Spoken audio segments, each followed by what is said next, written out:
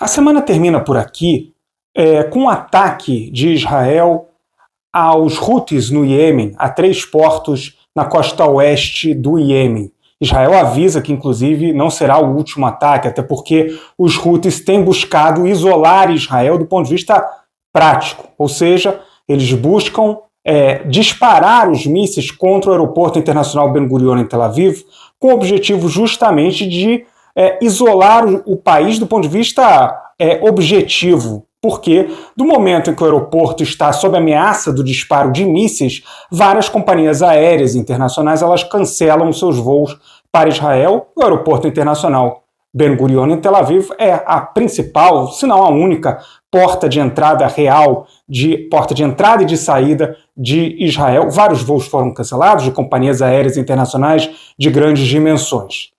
O que eu digo aqui é que esse é um momento simbólico muito importante. A semana termina com o ataque israelense contra os Houthis, mas é importante lembrar que vários países já tentaram derrotar os Houthis. E aqui é importante lembrar, em 2015, a Arábia Saudita formou uma coalizão de 9 países na tentativa de derrotar os Houthis. A Arábia Saudita formou uma coalizão com Catar, Egito, Emirados Árabes Unidos, Kuwait, Bahrein, Marrocos, Jordânia e Sudão na tentativa de derrotar os Houthis. Os Houthis não foram derrotados.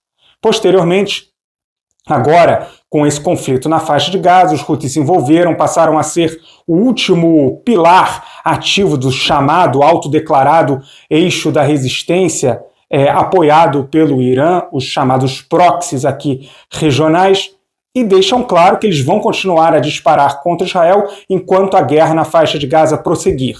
E os sinais apontam que não haverá um acordo, pelo menos no momento em que eu gravo esse vídeo, não há sinais de que haverá um acordo para interromper a guerra, portanto, seguindo essa lógica, os Houthis provavelmente continuarão a disparar contra Israel. Nessa semana, o presidente dos Estados Unidos, Donald Trump, esteve aqui no Oriente Médio, não em Israel, mas em Arábia Saudita, Emirados Árabes Unidos e Catar, e antes mesmo de vir, ele já havia declarado um cessar-fogo com os Houthis. Os Houthis deveriam parar de disparar, de atacar os navios norte-americanos que fazem essas rotas comerciais justamente no Mar Vermelho.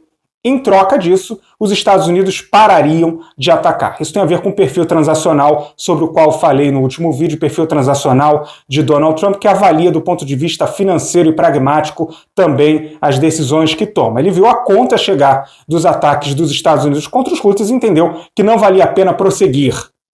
O problema está com Israel. Mas é importante lembrar, essa coalizão de países, de 9 países liderados pela Arábia Saudita, essa coalizão liderada pela Arábia Saudita, durante quase 7 anos, impôs um bloqueio aéreo e marítimo ao Iêmen, durante o qual houve o impedimento da entrada de boa parte de ajuda humanitária e de bens de consumo no Iêmen. Segundo a ONU, o Iêmen vive a maior crise de fome no mundo. 24 milhões dos 39 milhões, mais ou menos, de pessoas que vivem no Iêmen dependem de ajuda internacional para sobreviver. Há também no Iêmen uma das piores crises de cólera, com 2,5 milhões de casos suspeitos. Portanto, quase 400 mil mortos em função dessa guerra, em função dessa crise humanitária no Iêmen. Tudo isso não impediu que os Houthis continuassem a existir e continuassem a atacar militarmente os seus alvos. Essa coalizão de países, liderada pela Arábia Saudita durante 7 anos, que impôs um bloqueio marítimo e aéreo ao Iêmen, não conseguiu sufocar os Houthis. Os Estados Unidos agora avisam que não atacarão mais os Houthis, porque o problema norte-americano foi resolvido, segundo posição do próprio presidente Donald Trump. Agora, toda essa situação está apenas nas mãos de Israel. Israel fica a quase 2.000 quilômetros de distância do Iêmen. O que há no horizonte, portanto, é a possibilidade de uma guerra de atrito, portanto, uma guerra de exaustão, de longa duração, entre Israel e um inimigo que fica a 2.000 quilômetros de distância e que já mostrou, pelos processos anteriores, pela guerra anterior que travou com a Arábia Saudita e sua coalizão de mais 8 países, que não será facilmente derrotado. Portanto, esse é um tremendo desafio para Israel no momento em que Donald Trump vem ao Oriente Médio, faz negócios, como se diz, o trem do Oriente Médio partiu sem que Israel estivesse no vagão.